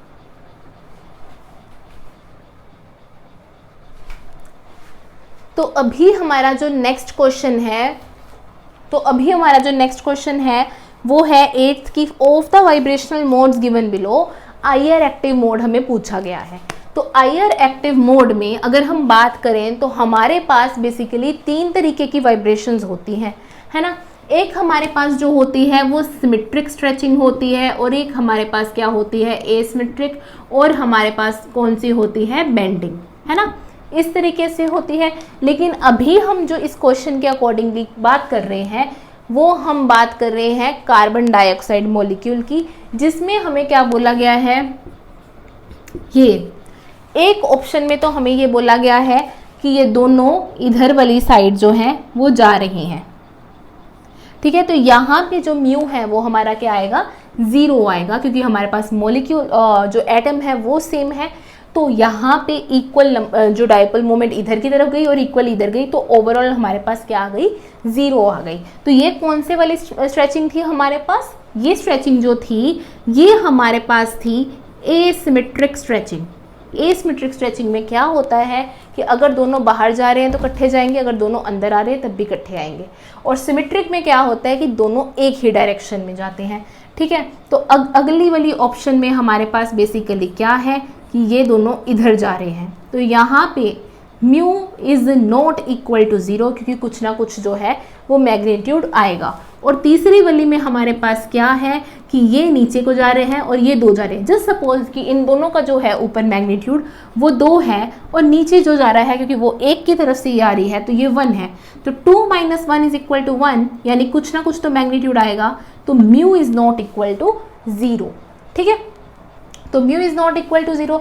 अब हमारे पास सेकंड और थर्ड ही है जो कि वाइब्रेशनली एक्टिव है, क्योंकि इन दोनों में कोई ना कोई डायपोल मोमेंट जो है वो आई है। और ये कंसेप्ट मैंने आपको पहले भी बोला था कि जब भी हमारे पास after radiation dipole moment induce हो रही है तब हम उसको जो है वो रोटेशनल में तो काउंट नहीं करते हैं, क्योंकि रोटेशनल में हमें चाहिए होता है परमानेंट डायपोल मोमेंट, लेकिन वाइब्रेशन में हम उसको काउंट कर लेते हैं। अब आ जाओ 9th क्वेश्चन के ऊपर, और 9th क्वेश्चन हमें बोला गया है वाइब्रेशनल स्पेक्ट्रोस्कोपी का, और इसमें हमें दिया गया है एक तो ओमेगा ई एक्सी की वैल्यू और दिया गया है 14 सेंटीमीटर इनवर्स, और nu is equal to 0 to nu is equal to 1 की जो ट्रांजिशन हो रही है, यानी जो इसकी ओमेगा की वैल्यू है वो है 2143 सेंटीमीटर इनवर्स। और हमें पूछा क्या गया है, एक्सी की वैल्यू पूछी है नहीं, हमें ओमेगा ई की वैल्यू पूछी है और फर्स्ट ओवर टोन की वैल्यू पूछी है, ठीक है, ये हमें पूछा गया है। तो इसके लिए हम सभी ने एक फॉर्मूला पढ़ा हुआ है और वो ये है कि omega naught is equal to omega e 1 - 2XC, और इसको हम ओमेगा ई -2 ओमेगा ई एक्सी भी लिख सकते हैं। कईयों को अगर कन्फ्यूज़न हो कि ये ओमेगा नॉट क्या है, तो दिस इज़ फंडामेंटल फ्रिक्वेंसी। और क्वेश्चन में कहाँ पे किस तरीके से दिया हुआ है, उन्होंने डायरेक्टली फंडामेंटल ना बोल के क्या लिखा है, nu is equal to 0 to nu is equal to 1, और वही हमें पता है कि वो फंडामेंटल फ्रिक्वेंसी होती है, ठीक है। तो यहाँ पे वैल्यू पुट करो, ओमेगा ई की हमें पता नहीं है, ये हमें फाइंड आउट करनी है, और ओमेगा ई एक्सी की क्या वैल्यू है 14, और ओमेगा नोट की क्या वैल्यू दी गई है 2143। तो 2143 में अगर हम 28 को प्लस कर दें तो क्या आएगा 2171 सेंटीमीटर इनवर्स, और ये है हमारे पास ओमेगा ई की वैल्यू, ठीक है। और फर्स्ट ओवरटोन का क्या फॉर्मूला होता है, फर्स्ट ओवरटोन का हमारे पास फॉर्मूला होता है, क्या फॉर्मूला होता है, ये हमारे पास होता है ओमेगा ई के आगे 2 लगा होता है और 1 - 3XC। अगर कईयों को ये फॉर्मूला याद नहीं होता है, कोई कन्फ्यूज़न है, तो मैं ये बता दूँ बहुत इजी है। देखो यहाँ पे 1 प्लस कर दो और यहाँ पे भी 1 प्लस कर दो और आपके पास फर्स्ट ओवरटोन की बात आ जाएगी, ठीक है। जैसे यहाँ पे 1 लगा हुआ था तो 1 में 1 प्लस किया 2 आया, और 2 में +1 किया तो 3 आ गया।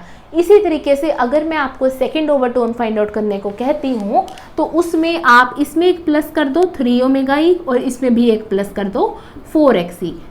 थर्ड ओवरटोन फाइंड आउट करने को बोलती हूँ तो फिर यहाँ पे 1 प्लस कर दो और यहाँ पे भी 1 प्लस कर दो। इस तरीके से आप किसी भी ओवरटोन की जो है वो वैल्यू फाइंड आउट कर सकते हो। और ओवरटोन होता क्या है, क्या होता है ओवरटोन बताइए ज़रा। Nu is equal to 0 to nu is equal to 2 को हम क्या बोल देते हैं ओवरटोन। और अगर हमारे पास nu is equal to 1 to nu is equal to 2 की बात हुई होती तो हम उसको क्या बोलते हॉट बैंड। तो इन सब 2-3 चीज़ों का ध्यान रखना, क्योंकि ये थोड़ी सी मिस्टेक करवा सकती है। तो फर्स्ट ओवरटोन को लिख दो, इसका फॉर्मूला 2 ओमेगा ई 1 - 3XC। इसको भी थोड़ी सी इसकी एक्सपेंशन खोलो, 2 ओमेगा ई 6 ओमेगा ई XC। ओमेगा ई XC की हमने वैल्यू फाइंड आउट की ही है, ओमेगा ई की भी हमने फाइंड आउट कर ली। 2 × 2 171 - 6 ओमेगा ई XC की हमारे पास 14 थी, और ओवरऑल जो यूनिट्स थी वो हमारे पास सेंटीमीटर इनवर्स की ही चल रही है। इसको करो ज़रा सोल्व, और हमारे पास क्या आंसर आता है, हमारे पास आंसर आता है 4258 सेंटीमीटर इनवर्स, ठीक है। ये सिंपल सी कैलकुलेशन है, इसको कर सकते हो। और ये आपके पास कौन सी ऑप्शन आती है, डी ऑप्शन आती है, 2171 centimetre inverts and 4258 centimetre inverts. ठीक है, देख लो ज़रा। बस इसमें जो मेन कंसेप्ट है वो यही है, आपको फॉर्मूला आना चाहिए। और यहाँ पे वैसे उन्होंने कोई यूनिट कन्वर्जन डाली नहीं है, अगर डाली होती तो फिर आपको उसका भी ध्यान रखना पड़ता। अगर आपको मतलब जूल में पूछा होता तो जूल में कन्वर्ट करते, ठीक है, वो इस तरीके के क्वेश्चन में कर सकते थे। अच्छा, अब आ जाओ अगले वाले क्वेश्चन के ऊपर, और ये है हमारे पास 10th question. The infrared spectrum of HCl gas show करती है एक एब्जॉर्प्शन बैंड 288 सेंटीमीटर इनवर्ट्स के ऊपर, 2885 सेंटीमीटर इनवर्ट्स के ऊपर हमें जो है वो वैल्यू शो होती है। और हमारे पास उन्होंने पूछा है 0 पॉइंट एनर्जी। तो बस ये तो बिल्कुल ही सिंपल सा है, सिंपल है ना। ज़रा देखो कि अगर उन्होंने 0 पॉइंट एनर्जी हमसे पूछी है तो हम क्या बोलेंगे, हमें पता है कि जो इसकी वैल्यू होती है, जो हम बोलें वाइब्रेशनल स्पेक्ट्रोस्कोपी में SHO के लिए वैल्यू होती है, वो होती है new plus half H new, ये होता है। 0 पॉइंट एनर्जी पूछा गया है तो यानी कि मैं न्यू को 0 पुट कर दूं और 0 प्लस हाफ एच न्यू किया। एच की वैल्यू आपको पता ही है 6.626 इंटू 10⁻⁻34 जूल सेकेंड, और न्यू की वैल्यू दे ही रखी है 2885 सेंटीमीटर इनवर्स। ये चीज़ हमें दी गई थी। ठीक है, अब इसको ज़रा सोल्व करो। 1/2 into 6.626 into 10⁻⁻34 joule second into 2885 centimetre inverts. इसको सॉल्व करोगे आंसर आएगा, और यूनिट क्या आएगी, ये वाली। अब अगर आप देखो अपनी ऑप्शंस तो आपको जूल में आंसर दिए गए हैं, ना कि इस वाली यूनिट में। तो कुछ नहीं है, हमें बस इस यूनिट का कुछ ना कुछ पैरामीटर ऐड करवाना है, और वो पैरामीटर क्या है हमारे पास, स्पीड ऑफ लाइट। उसको हम ऐड करवाएंगे 3 इंटू 10⁻10 सेंटीमीटर पर सेकेंड, और पर सेंटीमीटर से सेंटीमीटर कटा गया और ये यहाँ से, और फिर आपके पास जो आंसर आ जाता है वो हमारे पास क्या आएगा, 2.8665 इंटू 10⁻⁻20 जूल। ठीक है, ये हमारे पास आंसर आता है। अब देखो हमारे पास यहाँ की गलती के चांसेस सिर्फ यूनिट कन्वर्जन की वजह से थे, बाकी हम कर सकते थे। और दूसरा गलती का चांस आपका यहाँ पे भी हो सकता था कि अगर आप न्यू को 1 पुट कर देते 0 की जगह। ठीक है, देखो हमारे पास अगर फॉर्मूला होता ये वाला, जस्ट सपोज, ठीक है, इसको सीरियस मत लेना कि हाँ यही फॉर्मूला है, ये नहीं है। देखो हमारे पास अगर फॉर्मूला होता न्यू एच न्यू, ठीक है, तो फिर मैं न्यू को 0 ना पुट करती। क्यों ना पुट करती, अगर मैं न्यू को 0 पुट करती ग्राउंड स्टेट एनर्जी को फाइंड आउट करने के लिए, तो मेरे पास एनर्जी भी 0 आ जानी थी। और अगर एनर्जी 0 आ गई उसका मतलब क्या हुआ कि पार्टिकल जो है वो ग्राउंड स्टेट में रेस्ट में है, और ऐसा तो कुछ हो ही नहीं सकता है ना, हमेशा मोशन में रहता है। इसलिए यहाँ पे हम न्यू इज इक्वल टू 0 ना पुट करते, यहाँ पे हम न्यू इज इक्वल टू क्या पुट करते, nu is equal to 1 put करते, अगर हमारे पास ये वाला फॉर्मूला होता। लेकिन हमारे पास ये वाला फॉर्मूला है तो यहाँ पे हम न्यू इज इक्वल टू 0 जो है वो पुट कर सकते हैं, क्योंकि इसको पुट करने के बाद हमारे पास हाफ एच न्यू नाम की थोड़ी बहुत एनर्जी आ रही है जो कि ग्राउंड स्टेट में होती है। तो बस इसमें ये 2 कंसेप्ट थे, एक तो यूनिट कन्वर्जन का, और आपको ये पता होना चाहिए था कि यहाँ पे 0 लेना है या 1 लेना है। ठीक है, अब आ जाओ नेक्स्ट क्वेश्चन के ऊपर, और ये क्वेश्चन आपको बोला गया है कि in the vibrational spectrum of CO2 हमें बताने हैं कॉमन बैंड्स, किसके, रमन के और इंफ्रारेड के, और मॉलिक्यूल किसकी बात हो रही है, हमारे पास कार्बन डाइऑक्साइड की। तो कौन से नंबर का क्वेश्चन है, ये हमारे पास है 11th क्वेश्चन नंबर। ठीक है, 11 डालो, और ये है हमारे पास कार्बन डाइऑक्साइड। तो हमें पता है जब भी हमारे पास इंफ्रारेड और रमन की बात होती है तो एक कंसेप्ट दिमाग में आता है, और वो है सेंटर ऑफ सिमेट्री का। यानी कि यहाँ पे अगर हमारे पास सेंटर ऑफ सिमेट्री है, जैसे कि यहाँ पे है कि इधर जा रहे हो तब भी ऑक्सीजन मिल रहा है और इधर भी उतने डिस्टेंस पे आपको ऑक्सीजन मिल रहा है, तो इसका मतलब कि यहाँ पे सेंटर ऑफ सिमेट्री है, और यहाँ पे म्यूचुअल एक्सक्लूजन प्रिंसिपल भी है वो लगेगा। और म्यूचुअल एक्सक्लूजन प्रिंसिपल क्या बोलता है कि अगर कोई रमन एक्टिव बैंड है तो वो IR इनएक्टिव है, और अगर कोई IR एक्टिव बैंड है तो वो रमन एक्टिव है। ठीक है, तो इस तरीके से जब ये दोनों वाइस वर्सा ही चल रहे हैं तो कॉमन तो कुछ भी नहीं हुआ, एक टाइम पे एक ही बैंड एक्टिव हो रहा है, तो इसलिए जो इसका आंसर है वो 0 आएगा। 0 मतलब कि कुछ भी इनमें कॉमन नहीं है। ऑप्शन देख लो कौन सी बन रही है, आंसर जो है वो आपका 0 है। ठीक है, ऑप्शन नंबर डी।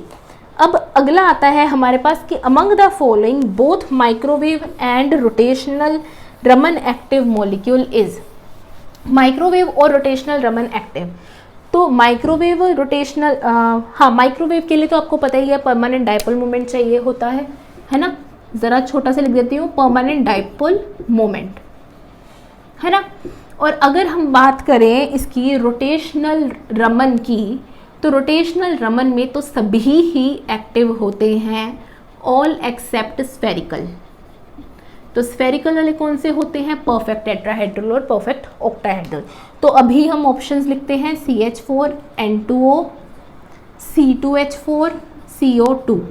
तो हमें ये बताना है कि ये दोनों, यानी कि ये दोनों बोथ, ये दोनों एक्टिव, यानी कि इसमें भी एक्टिव और इसमें भी एक्टिव, ऐसा कौन सा होगा। तो सबसे पहले तो ये इजी है देखना रोटेशनल रमन, तो देख लेते हैं कि स्फेरिकल मॉलिक्यूल जो है वो कौन सा है। तो CH4 स्फेरिकल, ये काटा गया। हमारे पास अभी ये 3 ऑप्शंस बची। ठीक है, 3 ऑप्शंस को हम परमानेंट डायपोल मोमेंट के अकॉर्डिंग कर लेंगे। परमानेंट डायपोल मोमेंट देखो CO2 में तो नहीं है, पता है हमें, है ना। और ये हमारे पास क्या है, एल्कीन है, तो एल्कीन में भी CO2 वाला केस ही बन गया कि इधर और इधर ये दोनों ऑपोजिट साइड है, तो एक दूसरे को कैंसिल आउट कर जाएंगी। इसी तरीके से हमारे पास जो है ये है और ये भी एक दूसरे को कैंसिल कर जाएगी। तो यहाँ पे हमारे पास μ = 0 है, तो ऑप्शन क्या बची हमारे पास, N2O। तो इसका जो था वो B ऑप्शन आ गया हमारे पास आंसर। अब देखो 13th क्वेश्चन क्या है। 13th क्वेश्चन में बोला है in the pure rotational microwave spectrum of a XY molecule. एक XY मॉलिक्यूल है, प्योर रोटेशनल है, और इसमें जो एडजेसेंट लाइंस हैं वो 4 सेंटीमीटर इनवर्स से सेपरेटेड है। साथ साथ लिखते चलो। देखो हमारे पास क्वेश्चन नंबर है 13th, और हमें 13th, ठीक है। तो यहाँ पे एडजेसेंट लाइंस जो है वो सेपरेट हो रही हैं, किससे, 4 सेंटीमीटर इनवर्स से, और ये प्योर रोटेशनल है। तो हमें पता है जो प्योर रोटेशनल में सेपरेशन वो 2b की होती है, यहाँ से पता चल गया।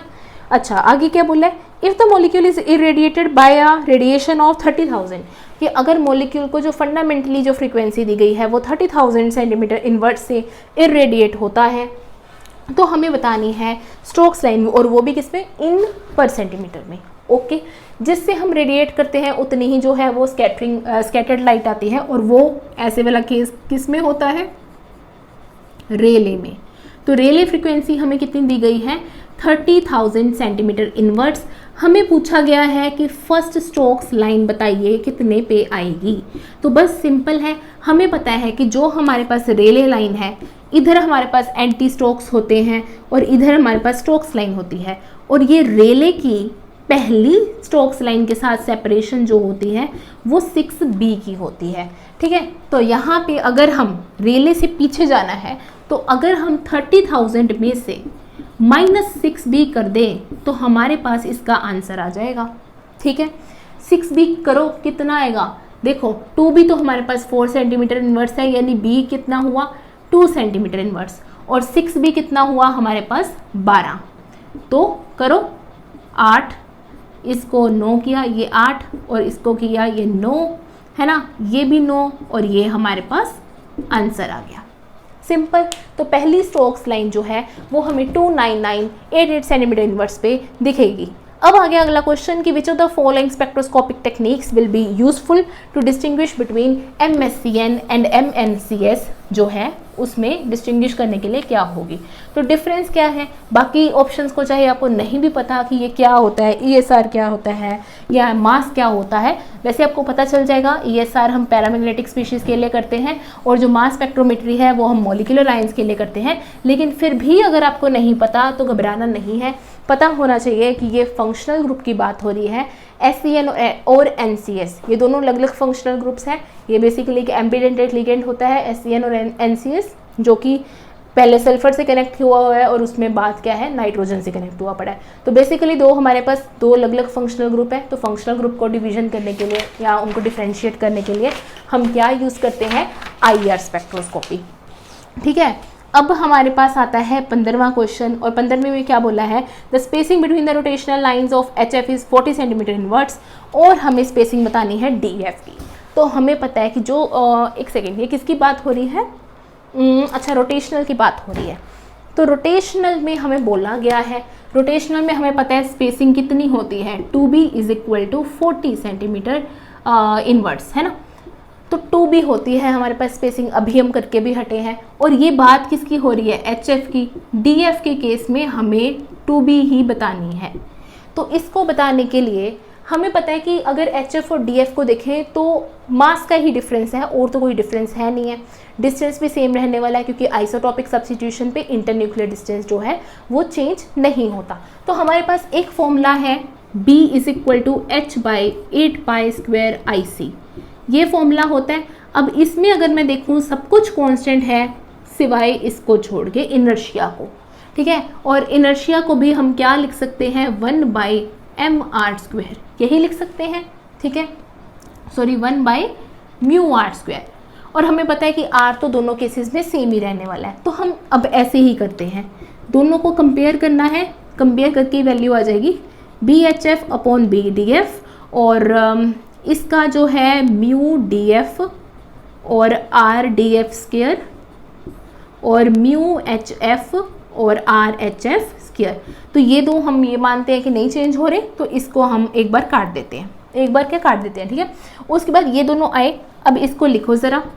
इसका फॉर्मूला क्या होता है, MD/MF और MH/MF, ठीक है। फिर हम यहाँ पे भी इग्नोर मार सकते हैं, कैसे, MH और MD को, इसको कहाँ इग्नोर मार सकते हैं, प्रोडक्ट में नहीं, एडिशन में। तो यहाँ पे एडिशन में हमने इसको इग्नोर मार दिया। फिर इसको इग्नोर मारते ही MF भी हो गया, MF यहाँ से भी कट गया। तो हमारे पास तो यही वैल्यू आई, MD की वैल्यू जो थी वो 2 थी और यहाँ पे 1। अब दिया क्या हुआ है हमें, बेसिकली हमें BHF और BDF, है ना, 2b की वैल्यू दी गई है। अब इसको ध्यान में रखना, तो 2 से मल्टीप्लाई कर दो और 2 से ही क्या कर दो, डिवाइड कर दो, ठीक है। तो यहाँ से हमने कर दिया इसको और तो अब यहाँ पे हमारे पास 2BF और ये आ गया। तो इसकी वैल्यू जो है वो हमारे पास क्या दी गई है, 40 सेंटीमीटर इनवर्ट्स की। तो 2 ने यहाँ इसको 20 बना दिया, ठीक है। तो हमारे पास जो 2BDF है वो कितनी वैल्यू आ जाएगी, 20 सेंटीमीटर इनवर्स की। ज़रा एक बार चेक कर लो कि क्या यही आंसर आया है हमारे पास। Yes, we are right. 2BDF की जो वैल्यू है वो 20 सेंटीमीटर इनवर्स की आई है। तो बस इस तरीके से हमने सॉल्व करना था। हमने ये चीज़ एक दो बार अभी कर ही ली है आज की क्लास में, तो बस थोड़ा सा हिला के क्वेश्चन आया हुआ था, बस ये देख लो कि कैसे करना है अप्रोच, ठीक है। अब आ जाओ अगले क्वेश्चन के ऊपर, और अगला क्वेश्चन है आपका बोल्ट्जमैन डिस्ट्रीब्यूशन में रिलेटिव पॉपुलेशन का। इन्होंने हमें एक फॉर्मूला दिया हुआ है और उस फॉर्मूले के अकॉर्डिंग इन्होंने पूछा है कि बताइए डीजनरेसी क्या होगी। तो जो फॉर्मूला लिखा हुआ है पहले तो हम वही लिख लें। पहले तो क्वेश्चन नंबर कौन सा है ये, अच्छा 16 पे पहुंच गए, वाओ। तो ये है n1/n2 is equal to 3/2 exponential of -E1 - E2 divided by kBT, ये है। अब देखो इसको 2 मिनट के लिए भूल जाओ, पहले नॉर्मली फॉर्मूला याद करो कि हम करते कौन सा था फॉर्मूला। देखो हमें पता था कि n1 is equal to G1 e⁻⁻⁰ लिख सकते हैं, ओके। अब मैं यहाँ पे n2 का लिख देती हूँ और n2 को मैं ये लिख सकती हूँ G2 e⁻⁻⁰ K2T लगा लो कुछ भी, ठीक है, और kBT, ठीक है, ये तो सेम ही होता है, E1 E2 होता है। अच्छा ये हमारे पास होता है कि n1 की value n1 is equal to G1 e⁻⁻⁰ n2 is equal to G2 e⁻⁻⁰ ठीक है। अब इसको हम इसकी ही अगर फॉर्म में लिखना चाहें तो हम इसको इस तरीके से लिख सकते हैं G1/G2 exponential of minus E1/KBT, minus की जगह ऊपर देखिए क्या हो जाएगा प्लस KBT, है ना। अब ज़रा देखो सेम सा लग रहा है। अच्छा, इन्होंने माइनस भी बाहर लिया हुआ है, तो ठीक है हम माइनस बाहर ले लेते हैं, तो अंदर क्या आ जाएगा माइनस आ जाएगा। बाकी तो अब सेम ही हो गया ना, सेम हो गया। इसका अगर एलसीएम ले ले तो ये आ गया।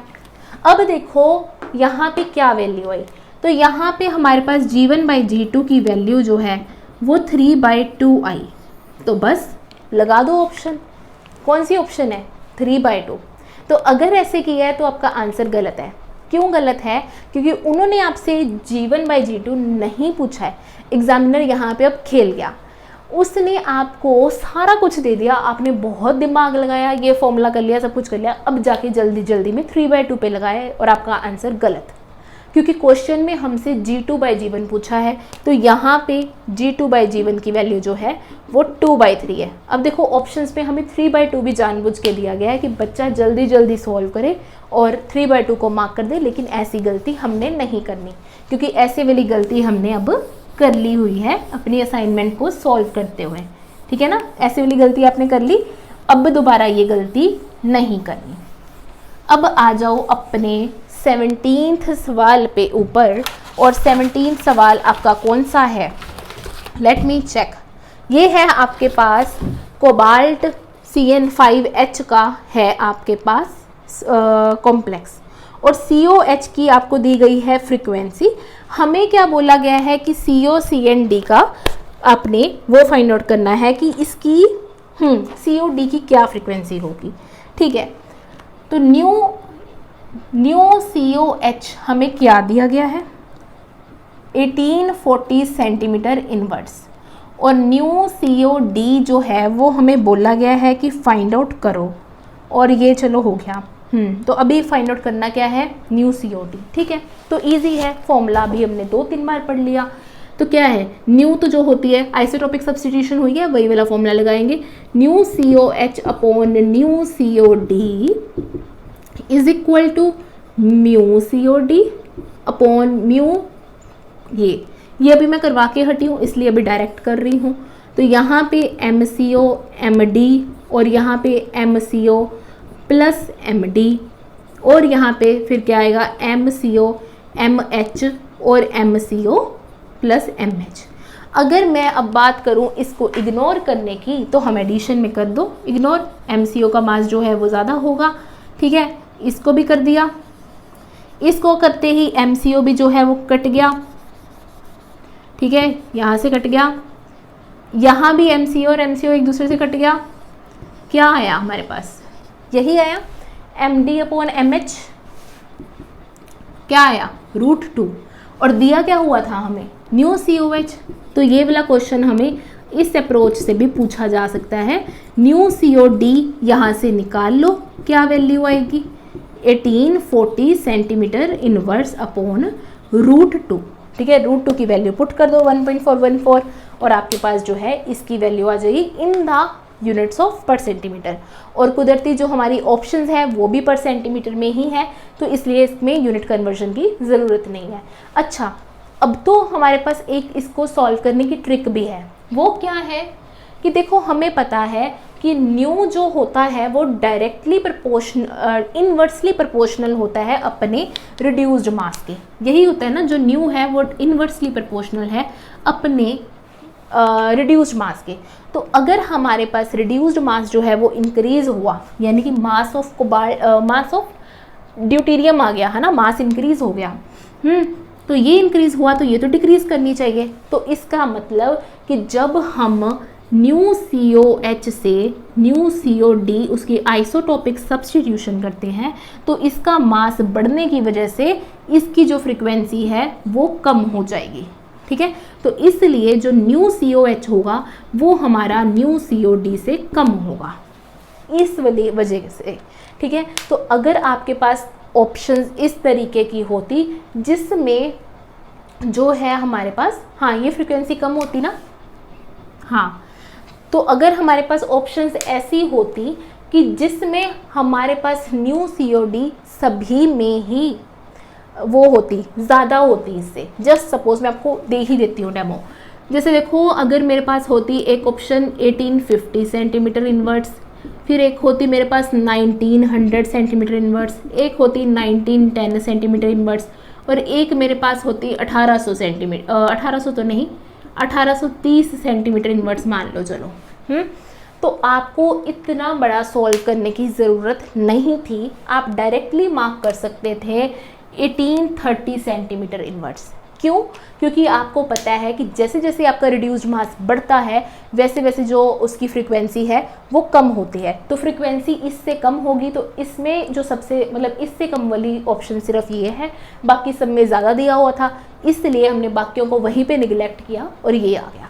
तो पूरा क्वेश्चन सॉल्व करने से पहले आप ये ट्रिक भी लगा सकते थे, ठीक है। लेकिन इस वाले क्वेश्चन में हमारी ये ट्रिक नहीं चलनी थी, क्योंकि सभी वैल्यूज़ ही हमें कम दी गई हुई थी, तो इसलिए हमें पूरा सॉल्व करना पड़ा, ठीक है।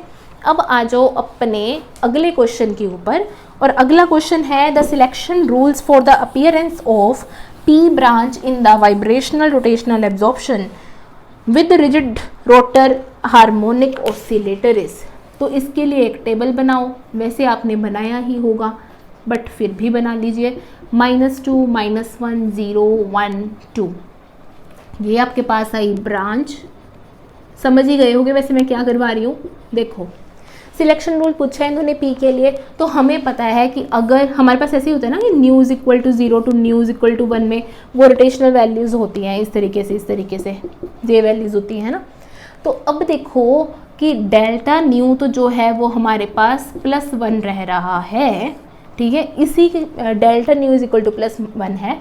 लेकिन अब हमारे पास delta J is equal to -1 के कोरिस्पॉन्डिंग कौन सी ब्रांच आई? पी। तो इसलिए इसका जो आंसर था वो यही था, बी ऑप्शन, कि हमारे पास delta J is equal to -1 और delta nu is equal to +1 के लिए कौन सी होती है? वो होती है पी ब्रांच, ठीक है। और हमें उन्होंने पी ब्रांच के लिए ही पूछा था। तो बस इस वाले टेबल को याद रखना और आपका आंसर जो है वो हो जाएगा। अब आ जाओ अपने लास्ट सेकंड क्वेश्चन के ऊपर कि in the pure rotational Raman spectrum of 16O2 आप बताओ कि कौन सी ट्रांजिशंस जो है वो मिस होती हैं। तो स्टूडेंट्स, इसमें तो हमें डायरेक्टली थ्योरेटिकल क्वेश्चन आ गया। हमें पता है कि प्योर रमन रोटेशनल में इवन लेवल्स जो होते हैं वो O2 में मिसिंग होते हैं। अगर यही सेम चीज़ मैं वाइब्रेशनल में मैंने आपसे पूछी होती कि बताइए कौन से वाले मिस होंगे, तो उसमें भी हमारे पास क्या होने थे? इवन जे लेवल्स ही मिसिंग होने थे। और अगर मैंने वाइब्रेशनल में आपसे ये पूछा होता कि कार्बन डाइऑक्साइड में कौन से लेवल्स मिसिंग है, तो आप 3 बोलते, ठीक है। तो यहाँ पे रमन की बात हो रही है, रमन में हमें पता है कि हमेशा इवन जे लेवल्स ही जो होते हैं वो मिसिंग होते हैं। और वाइब्रेशनल में जो है वो कन्फ्यूज़न यहाँ से आप दूर कर सकते हो। वाइब्रेशनल में हमारे पास 2 ही थे, CO2 और O2, है ना।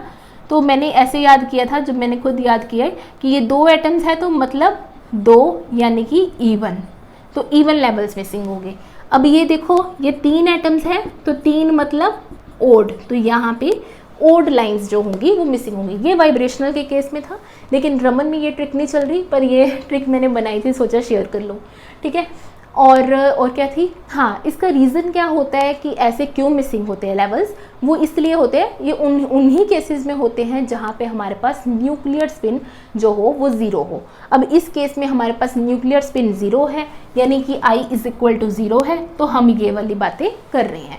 तो ये तब होता है जब हमारी न्यूक्लियर स्पिन जो है इंटेंसिटी को फ़र्क डालती है, उसके ऊपर अपना कोई इफेक्ट डालती है, ठीक है।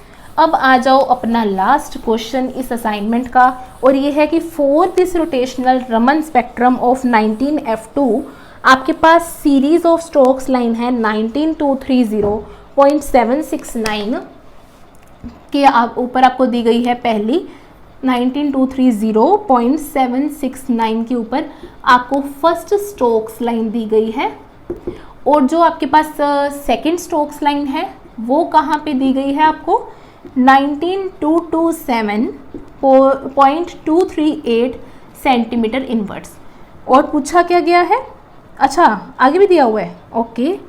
तो यहाँ पे जो थर्ड है वो कहाँ पे दी गई है हमें 19223 0.707 सेंटीमीटर इनवर्स। तो इसकी अभी बात की गई है, ठीक है। हमें बस सिर्फ इसमें इतना सा ध्यान रखना है कि हमारे पास जो स्पेक्ट्रा होता है वो कैसा होता है, ठीक है। 19230 दिया गया है और 19227 से हमारा जो है वो काम चल जाएगा। देखो हमें क्या पता होता है कि जो हमारे पास स्पेक्ट्रा होता है, स्पेक्ट्रा में क्या होता है, ये रही हमारे पास रेले लाइन, मैंने आपको यही बताया था। अब रेले लाइन में यहाँ पे आया आपके पास स्टोक्स पहली और यहाँ पे आई आपके पास दूसरी स्टोक्स, है ना। पहली का जो डिस्टेंस होता है वो होता है 6b, आगे जब हम जाते हैं तो 4b की जो है सेपरेशन रह जाती है। और हमें ये जो सेपरेशन है ये रेले से ही बताई गई है। तो अभी हम क्या करेंगे, हमें पता है कि ये 6b डिस्टेंस के ऊपर ये वाली वैल्यू है और ये वाली जो वैल्यू है ये हमारी 10b डिस्टेंस के ऊपर है, यही है। तो इसको ज़रा माइनस कर दो तो आपके पास -4b और इसका आंसर बेसिकली आपके पास क्या आ जाएगा, 3.531 सेंटीमीटर इनवर्स। ज़रा इसको सॉल्व करके देखो, यही आपके पास आंसर आ जाएगा 3.531 सेंटीमीटर इनवर्स, ठीक है। और हमें क्वेश्चन में बोला क्या है, क्वेश्चन में हमें बोला गया है कि आप रोटेशनल कांस्टेंट की वैल्यू बताओ। तो रोटेशनल कांस्टेंट बेसिकली क्या है, वो हमारे पास है b, है ना। तो हमें सिर्फ b की ही वैल्यू बतानी है। 3.531 सेंटीमीटर इनवर्स को आप 4 से कर दो तो आपके पास b की वैल्यू आ जाएगी। अब जो अगर बात की जाए कि हमें कौन सी वाली यूनिट्स में बात की गई है, तो यूनिट जो है वो इसकी गीगाहर्ट्ज़ है। कौन सी है, गीगाहर्ट्ज़। और 1 गीगाहर्ट्ज़ हमें पता है ये 10⁹ पर सेकंड के बराबर होती है, ठीक। तो अब सिर्फ और सिर्फ क्वेश्चन तो सिंपल सा ही था, हमें पता है, अगर स्पेसिंग पता है आपको कि रेले से स्टोक्स लाइन की जो स्पेसिंग होती है वो होती है 6b और आगे वाली स्टोक्स लाइन्स का कितना वो होता है, कितना होता है 4b, ठीक है। तो रेले से पहली का जो है डिस्टेंस वो 6b, दूसरी का कितना होगा 6 + 4 = 10b, ठीक है। तो वो हमने यहाँ पे लिखा। अब हमारे पास ये वैल्यू आ गई, लेकिन एग्जामिनर ने सिर्फ वहाँ पे छोटा सा वर्ड गीगाहर्ट्ज़ ऐड कर दिया, उससे हमें यहाँ पे कैलकुलेशन हमारी जो है वो बढ़ गई, ठीक है।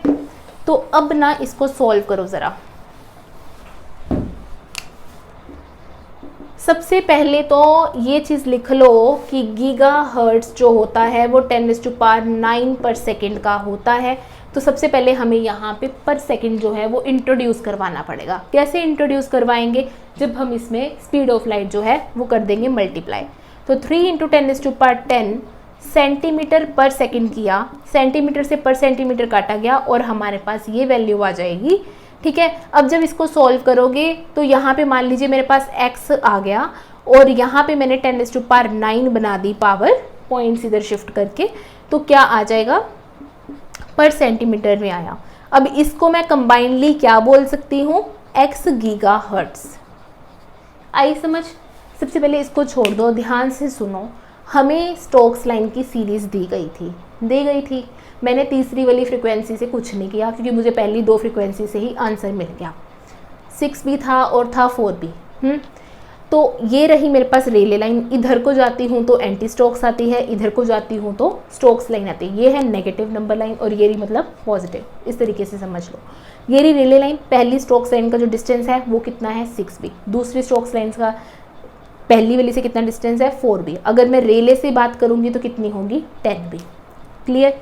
अब इनकी दी हुई थी वैल्यूज़, मैंने कर दिया माइनस, मेरे पास यहाँ से b की वैल्यू आ गई, b की वैल्यू आ गई। अब उन्होंने बोला था गीगाहर्ट्ज़, हर्ट्ज़ का मतलब क्या होता है पर सेकंड, ठीक है। तो मैंने क्या किया, इसको पर सेकंड में लाने के लिए स्पीड ऑफ लाइट से कर दिया मल्टीप्लाई। स्पीड ऑफ लाइट मैंने किया और मेरे पास यहाँ पे आ गया। अब जो भी आंसर था उस पर मैंने 10⁹ कर दिया साइड में, बाकी यहाँ पे आंसर में ही रहने दिया। और 10⁹ पर सेकंड को हम क्या बोल देते हैं, गीगाहर्ट्ज़, ठीक है। तो इस तरीके से हमारी जो असाइनमेंट नंबर 1 है उसका फाइनली भोग डलता है, काम हो गया, ठीक है। अब हम अगली बार डिस्कस करेंगे असाइनमेंट नंबर 2 और तब तक ये है कि आप असाइनमेंट नंबर 2 को प्रॉपरली सॉल्व करो, उसकी आंसर की से मैच करो, जो जो गलतियाँ आपने आज की हैं उसके ऊपर एक बार स्टार मार्क कर लेना। अगली बार जब रिवीजन करोगे तो उसको दोबारा से सॉल्व करके देखना और वो हो जाएगा। ठीक है, आई होप सब क्लियर होगा आपको और अच्छे से समझाया है मैंने, समझ आया भी होगा आपको। ठीक है, so thank you so much for your patience. Bye bye, see you soon.